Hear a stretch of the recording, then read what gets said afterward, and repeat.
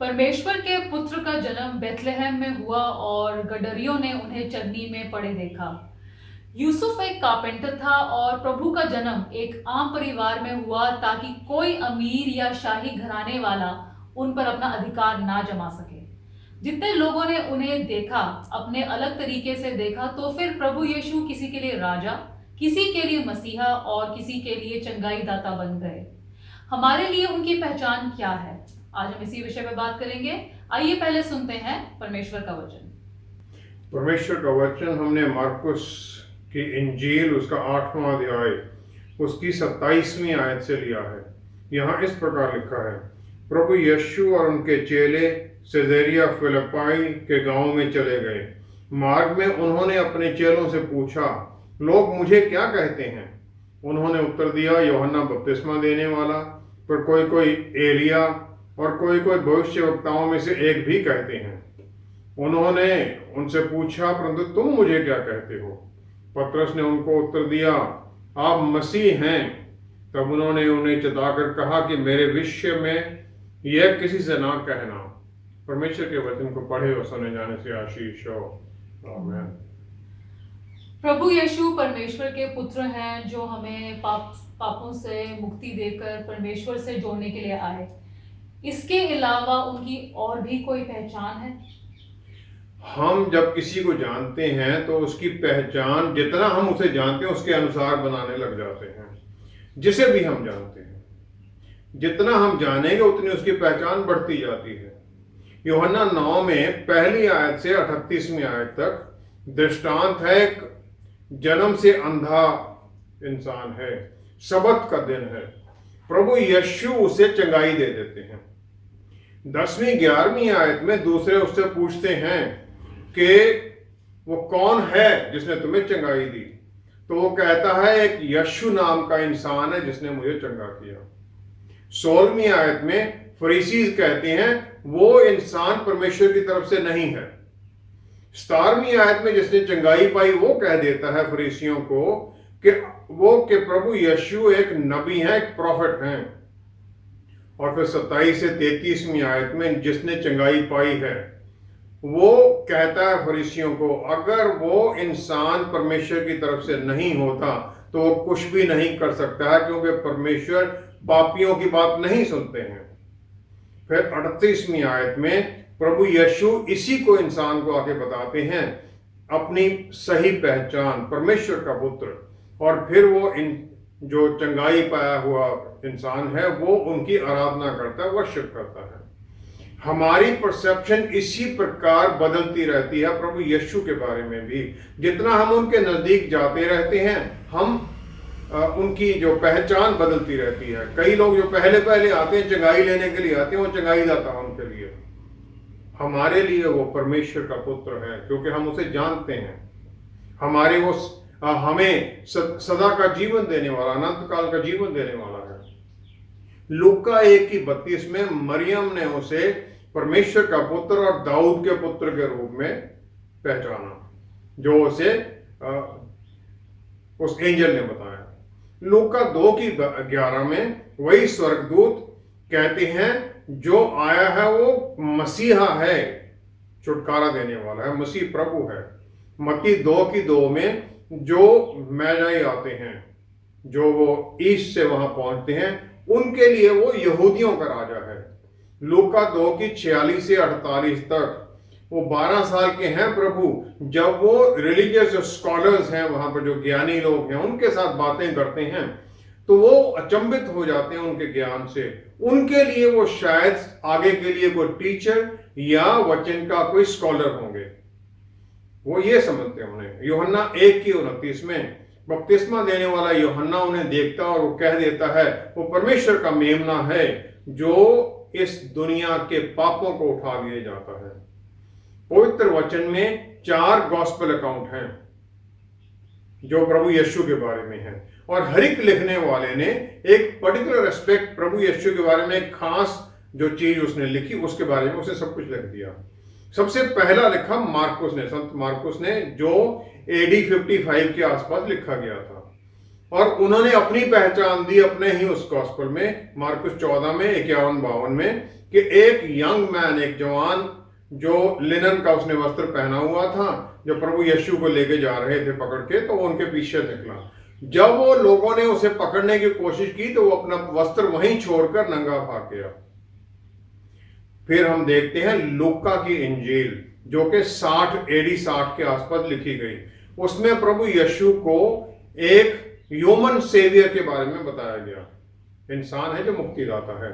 और उसमें क्योंकि लूका एक डॉक्टर है, वो बीमारियों के बारे में और उनकी चंगाई के बारे में और एक दूसरों के साथ रिश्तों के बारे में, प्रभु यीशु के चमत्कारों के बारे में, स्वर्गदूतों के बारे में, और जो हिम्स हैं, जो भक्ति के गीत गाया मरियम और जकारिया ने, और औरतों की जो प्रोमिनेंस दी प्रभु यीशु ने, जो उन्हें खास एक रुतबा दिया, उसके बारे में वो कहता है।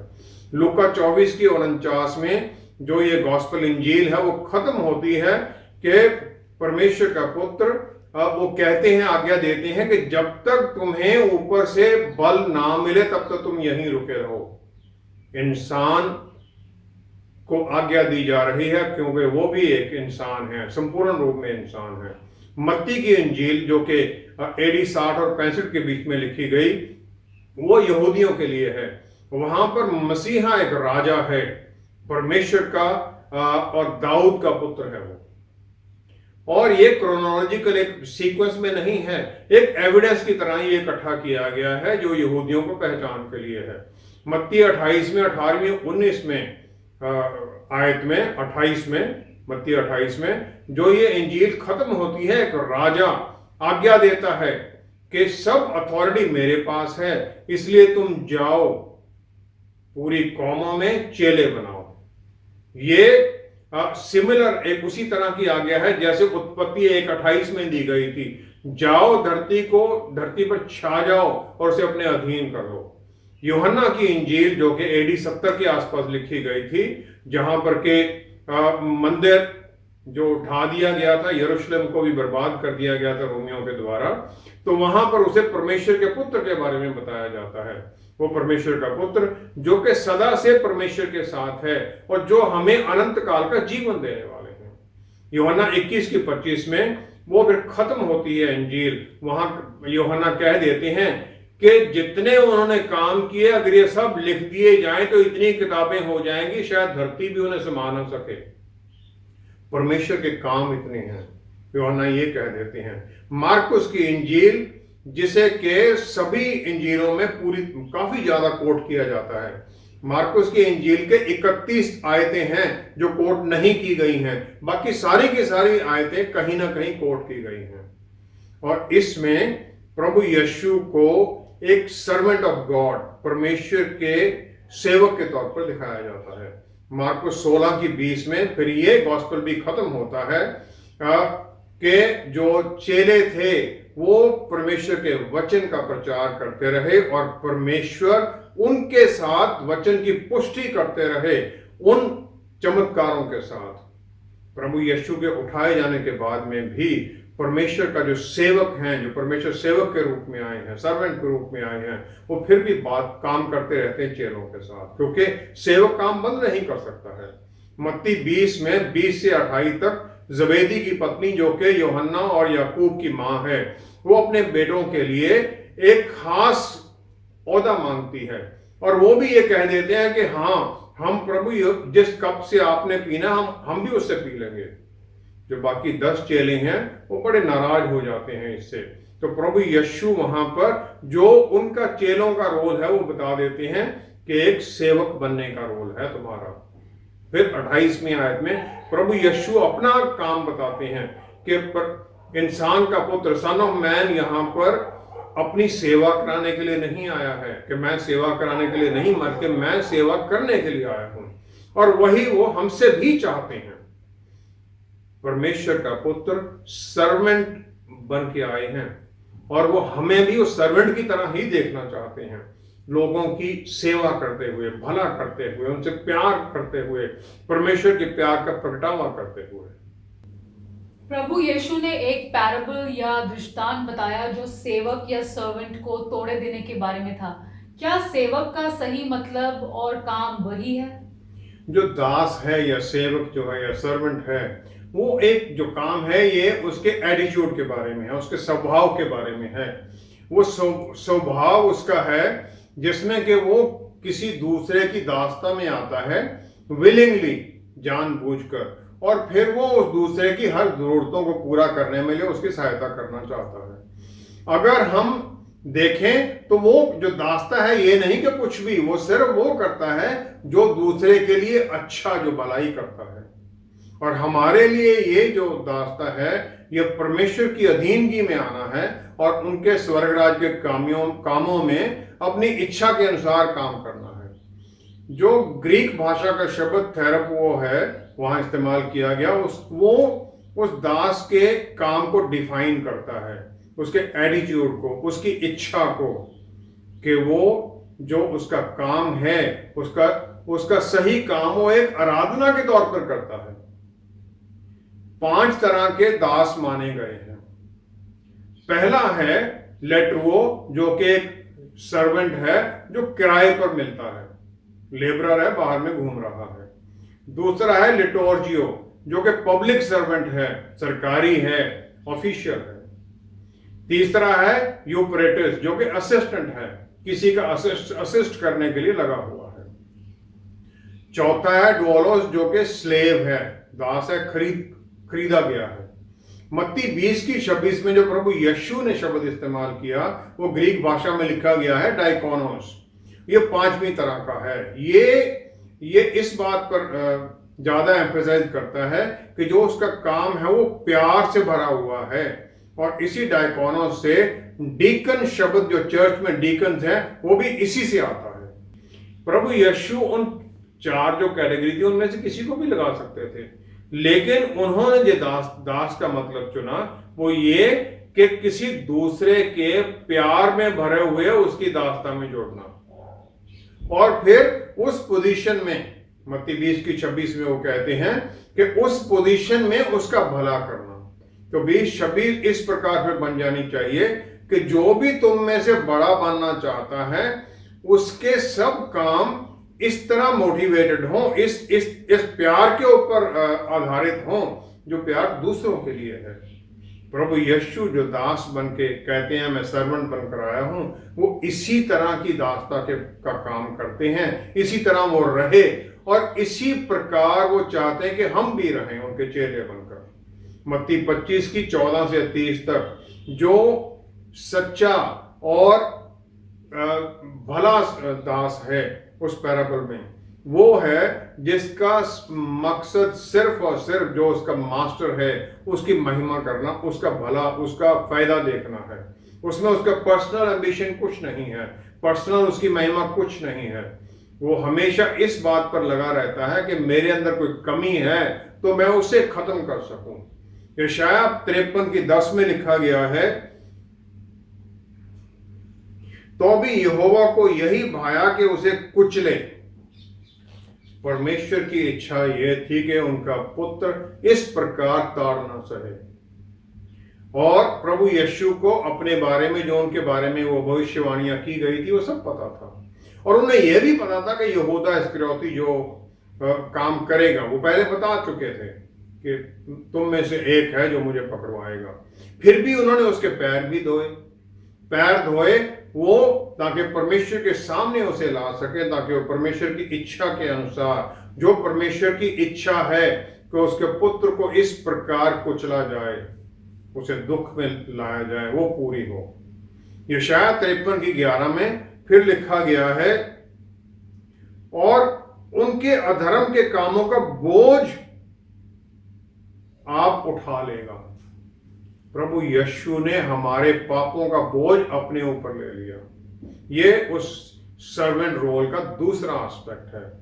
और ये सिर्फ प्रभु यीशु के बारे में ही नहीं है, जो हम उनके चेले हैं उनके लिए भी यही है, क्योंकि हम उनके अक्स, उनके रूप में बनाए गए हैं। क्या मैं वो क्रॉस उठाने के लिए तैयार हूं जिसमें दूसरों के पाप मेरे ऊपर ला दी जाएं, दूसरों की गलतियां मेरे ऊपर लगा दी जाएं, जो कि हर वक्त लोग वैसे ही गलतियां डालने के लिए तैयार हैं, पक्षपात के विचार हमारे ऊपर डालते हैं, और दूसरों की जो फेलियर्स हैं गलतियां हैं वो सब मेरे ऊपर डाल दी है, और फिर भी ये प्रार्थना करें, पिता ये नहीं जानते कि यह क्या कर रहे हैं, इन्हें क्षमा करना। इब्रानी भाषा का शब्द सवाल इस्तेमाल किया गया है यशाया नबी की पुस्तक में। वहां लिखा है, इसका मतलब है एक बोझ उठाना, बेयर करना, उसको अपने सह लेना। और ये परमेश्वर का जो पुत्र जो बोझ उठाते हैं वो दूसरों का बोझ है, उनके पापों का बोझ है, उनकी बीमारियों का, उनकी सजा का बोझ है। और वचन में तरह तरह के जो अंग हैं जिसमें नेबर के बारे में भी बताया गया है। वहां लिखा गया है अपने नेबर से भी उतना ही प्यार करो। गलातियों 6:2 में पौलुस रसूल कह देते हैं कि एक दूसरे का भार उठाओ और इस प्रकार मसीह की व्यवस्था को पूरी करो। एक दूसरे से प्यार करना, प्रभु यीशु की जो व्यवस्था, जो उनका कानून है, वो सर्वेंटहुड वाला कानून, उसे पूरा करना है। मत्ती 11:28-29 में प्रभु यीशु ये कहते हैं कि जो बोझ से दबे हुए तुम लोग हो, मेरे पास आओ और अपने पापों का बोझ, अपनी बीमारियों का बोझ मेरे कंधों पर डाल दो, और मेरा जुआ तुम उठाओ जो कि सहज है। और वो यही चाहते हैं हमसे भी कि हम दूसरों के लिए प्रार्थना करें, दूसरों के लिए दुख में खड़े हों। जो ये सर्वेंटहुड का काम है, ये दया और अनुग्रह की जीत है न्याय के ऊपर, क्योंकि पुराने नियम में न्याय था, यहाँ पर प्यार और दया और अनुग्रह है, ये उसकी जीत है। और उसी के लिए हमें भी कीमत उठाने के लिए तैयार रहना पड़ेगा, ताकि हमारे जीवनों में भी फिर वही परमेश्वर का प्यार ज़ाहिर हो दूसरों के लिए, ताकि परमेश्वर की इच्छा जिस प्रकार स्वर्ग में पूरी होती है, यहाँ पर हमारे द्वारा भी वो पूरी हो हमारे जीवनों में। हम सब भी परमेश्वर की सेवा में लगना चाहते हैं, इसके अलावा हमें और क्या करना चाहिए? मत्ती 3:15 में प्रभु यीशु यूहन्ना बपतिस्मा देने वाले के पास जाते हैं और वो उसे ये कह देते हैं कि तू ऐसा ही होने दे, क्योंकि हमें इसी रीति से सब धार्मिकता को पूरा करना उचित है। वो तो धार्मिक है, कोई पाप नहीं है उनमें। बपतिस्मा जो है वो एक कमिटमेंट है, पूरी तरह से अपने आप को परमेश्वर के सामने समर्पित करना, और ये पब्लिक डेक्लेरेशन है, सबके सामने ये किया गया है। और ये जो प्रभु यीशु करते हैं, इसके बाद में क्या होता है, वो भी एक सबके सामने समर्पित करते हैं अपने आप को परमेश्वर के सामने। और फिर 16वीं आयत में लिखा गया है, उनके लिए आकाश खुल गया, heaven were open for him, और फिर पवित्र आत्मा परमेश्वर उतरते हैं उनके ऊपर। प्रभु यीशु इसके बाद में जब तक यहां रहे, वो आकाश स्वर्ग उनके लिए खुला रहा, और हम सब विश्वासी भी इसी परिस्थिति में बनाए गए हैं उनके द्वारा। प्रेरितों की पुस्तक 7वां अध्याय 56 आयत में संत स्टीफन जब उन्हें पत्थर मारे जाते हैं, तो वो स्वर्ग को खुला हुआ देखते हैं। वो देखते हैं प्रभु यीशु पिता परमेश्वर के दाहिनी हाथ पर खड़े हुए। दूसरा कुरिन्थियों 12वां अध्याय उसकी पहली 4 आयत में पौलुस रसूल कहते हैं कि उन्हें तीसरे स्वर्ग में उठा लिया गया। वहां वो अद्भुत चीजें सुनते हैं। यूहन्ना रसूल को जब वो पैटमोस आइलैंड पर थे एग्जाइल में, तब उन्हें भी स्वर्ग में उठा लिया गया और प्रकाशित वाक्य की पुस्तक उन्हें दिखाई गई और सीन दिखाए गए ताकि वो उसे लिखें। यूहन्ना 13 में 3 से 17वीं आयत तक प्रभु यीशु चेलों के पैरों को धोते हैं, और पतरस रसूल इनकार करते हैं कि प्रभु आप ये नहीं करेंगे। प्रभु यीशु कहते हैं कि अगर मैं तुम्हारे पैर नहीं धोऊंगा तो तुम्हारा मेरे साथ कुछ भी साझा नहीं रहना है। 14वीं आयत में फिर प्रभु यीशु कहते हैं कि तुम भी इसी प्रकार एक दूसरे के पैर धो। और ये प्रभु यीशु के वो दासता के, वो सर्वेंट के काम के बारे में माना जाता है। इब्रानियों की पुस्तक 5वां अध्याय 6वीं आयत में प्रभु यीशु की पहचान दी गई है, मल्कीसदेक की रीति के सदा के लिए प्रीस्ट, वो महायाजक है। लेवी व्यवस्था 1 अध्याय उसकी 8वीं 9वीं आयत में जो महायाजक है, जो ऑफरिंग, जो सैक्रिफाइस रखी जानी है, वो उसके जो अंदर का हिस्सा है वो और उसकी टांगों को पैर से धोता है पहले, और फिर उसे वो आग पर रखता है। जो कि बाकी का हिस्सा है वो सब पहले ही ऑल्टर पर चढ़ा दिया जाता है। पैर धोए जाते हैं, अंदर से धोए जाते हैं, ताकि ये एक सुगंध परमेश्वर के लिए उत्पन्न करे। प्रभु यीशु का जो पतरस रसूल को वो वार्निंग थी वो इसी तरह है, क्योंकि प्रभु यीशु जो उनके लिए सबसे बढ़िया हैं, चेले उनके साथ हैं, वो उन सबको परमेश्वर के सामने प्रेजेंट करते हैं एक कुर्बानी के तौर पर कि हाँ ये आपके काम के लिए तैयार हैं, ताकि परमेश्वर के सामने वो एक सुगंधी वाली वो अरोमा बनकर जाए। कुर्बान जो शब्द है इब्रानी भाषा का, जिसका वो सैक्रिफाइस कुर्बानी जो माना जाता है, उसका मतलब है नजदीक लाना। और प्रभु यीशु भी अपने चेलों को पिता परमेश्वर के नजदीक लेके आते हैं, क्योंकि उनके बिना हमें कोई नजदीक ले जा भी नहीं सकता है। तो हम परमेश्वर की सेवा करते कैसे हैं? लूका 10 में 38 से 42वीं आयत तक प्रभु यीशु को मार्था अपने घर में स्वागत करती है, और उसकी बहन मरियम है जो प्रभु यीशु के पैरों में बैठती है और उनके वचन को सुनती है। अब मार्था प्रभु यीशु की सेवा करना चाहती है, और वो प्रभु यीशु से चाहती है कि वो मरियम को बोले, वो उसकी सहायता करे। प्रभु उसे बोल देती हैं, एक चीज की जरूरत है, जो मरियम ने चुन ली है वो अच्छा भाग, जो इससे कभी छीना नहीं जाएगा। वो अच्छा भाग है उसके वचन को सुनना और उस वचन के अनुसार फिर जीना। यूहन्ना 11 में 5वीं 6वीं आयत में हम देखते हैं प्रभु यीशु के पास वो मैसेज आ जाता है कि लाजरस बीमार है, लेकिन सुनने के बाद भी वो 4 दिनों तक और 2 दिन तक रुके रहते हैं। चौथे दिन वो पहुंचते हैं लाजरस के घर बेथानी में, और सबसे पहले उन्हें मार्था मिलती है। तो मार्था उनसे कहती है कि प्रभु अगर आप यहां होते तो मेरा भाई जिंदा रहता, वो मरता ना। लेकिन अब भी मैं जानती हूं जो आप परमेश्वर से मांगे वो परमेश्वर आपको दे देंगे। 32वीं आयत में मरियम भी वहां आती है, वो प्रभु के चरणों में गिर जाती है और वो भी सेम वर्ड इस्तेमाल करती है, प्रभु अगर आप यहां होते तो मेरा भाई मरता ना। एग्जैक्टली सेम शब्द। लेकिन ये सुनने के बाद में प्रभु अपने अंदर उनके मन में वो दुख आता है, और फिर हम देखते हैं 35वीं आयत में प्रभु यीशु रो देते हैं। मरियम ने ऐसा क्या कहा जो वो शब्द के कारण उनके मन में इतना दुख आया? मरियम ने एक विश्वास की वहां स्टेटमेंट दी, उसने मांगा कुछ नहीं। परमेश्वर की सेवा करना यही है विश्वास में चलना, उनकी सेवा में लग जाना बगैर किसी डिमांड के। यूहन्ना 12 की 2 से 7 आयत तक हम देखें, मरियम प्रभु यीशु के पैरों में वो स्पाइकिनाट जो सुगंधी है वो डालती है, अपने बालों से उनको वो करती है, पैरों को छूती है। 7वीं आयत में प्रभु यीशु कह देते हैं कि इसने ये मेरे मृत्यु के दिन के लिए तैयार किया है, बरियल के लिए तैयार किया है। और जो वहां ग्रीक भाषा का शब्द है वो किया गया है टेरियो इस्तेमाल, उसका मतलब है संभाल कर रखना, आत्मिक तौर पर उसे प्रिजर्व करना, संभालना।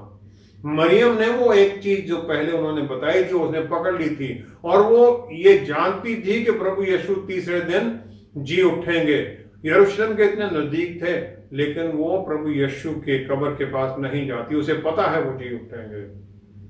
हम भी अपने कामों के द्वारा परमेश्वर की आराधना सेवा करना चाहते हैं, लेकिन वो ये नहीं चाहते हैं। वो चाहते हैं हमारे मनों को हम झुकाएं, उनके सामने अपने आप को समर्पण कर दें, और ये समर्पण उनके चरणों में ही होता है।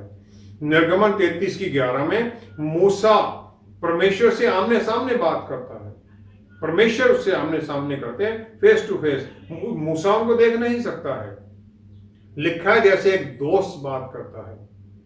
जब मूसा उस मिलाप के तंबू से बाहर निकल जाता है, यहोशू वहां से नहीं निकलता है, वो वहीं रुका रहता है प्रार्थना में, आराधना में, और फिर उसे चुना जाता है मूसा का उत्तराधिकारी।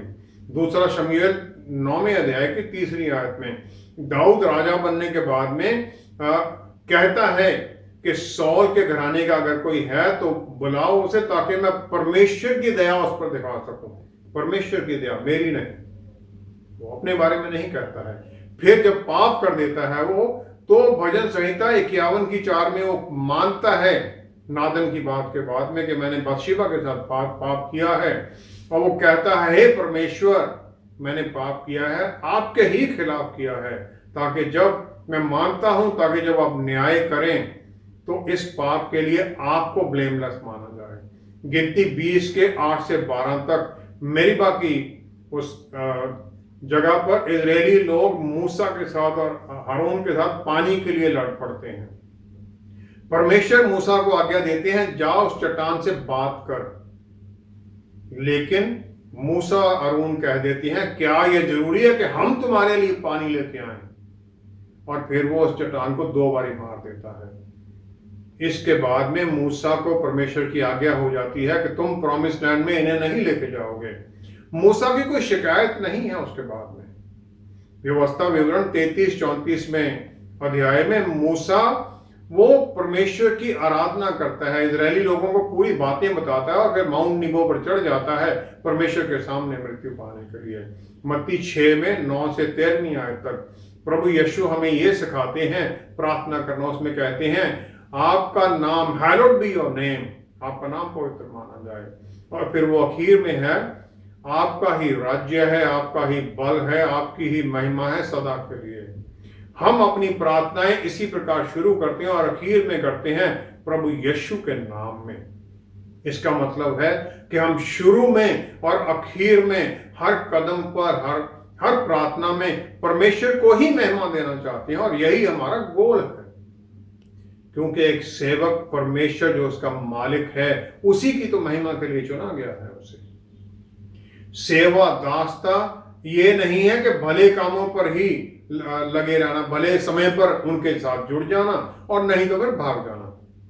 ये है हर जगह हर आज्ञा को मानना, फिर अपनी गलतियों के लिए पनिशमेंट लेने के लिए भी तैयार रहना, और फिर ये भी है कि दूसरों का जो बोझ है अपने ऊपर उठाना, और ये हर दिन करना, प्यार के साथ करना और विलिंगली करना। यही एक दासता का काम है, और यही हमें करना है, दूसरों के बोझ उठाकर। आइए हम प्रार्थना करें। पिता परमेश्वर, पवित्र आत्मा परमेश्वर द्वारा बदलिए हमें, ताकि हम भी वो दूसरों का बोझ उठाने वाले बने। हम भी आपकी तरह फिर आपके प्यार से भरे हुए दूसरों के ऊपर प्यार लुटाएं। फिर हम भी प्यारे प्रभु जो जरूरतमंद हैं उनको ढाढ़स बंधाने वाले, उनकी सेवा करने के लिए, उनकी जरूरतें पूरे करने वाले बने, ताकि हम भी प्यारे प्रभु फिर अपने जीवनों के द्वारा आपको महिमा दें, ताकि हम भी फिर उस सही तरीके से दास माने जाएं, ताकि हम एक दिन सुने, come my faithful servant, enter into the joy of your master, ताकि फिर हम आपके उस आनंद में शामिल हों। पिता परमेश्वर, सारी महिमा आपको देते हैं। धन्यवाद देते हुए ये सब कुछ आपके प्यारे बेटे प्रभु यीशु के पवित्र नाम में मांगते हैं। आमीन, आमीन, आमीन। विश्वासी लोग परमेश्वर के परिवार का हिस्सा बन जाते हैं, और फिर जिस प्रकार परमेश्वर के पुत्र ने इस दुनिया के लोगों पर पिता का प्यार जाहिर किया, हमें भी वही करना है। परमेश्वर के बच्चों से इससे कम की आशा तो की भी नहीं जा सकती। हमारे साथ दोबारा जुड़ने के लिए आपका बहुत बहुत धन्यवाद। अगले हफ्ते आपसे फिर मुलाकात होगी। Stay safe, stay blessed, shalom.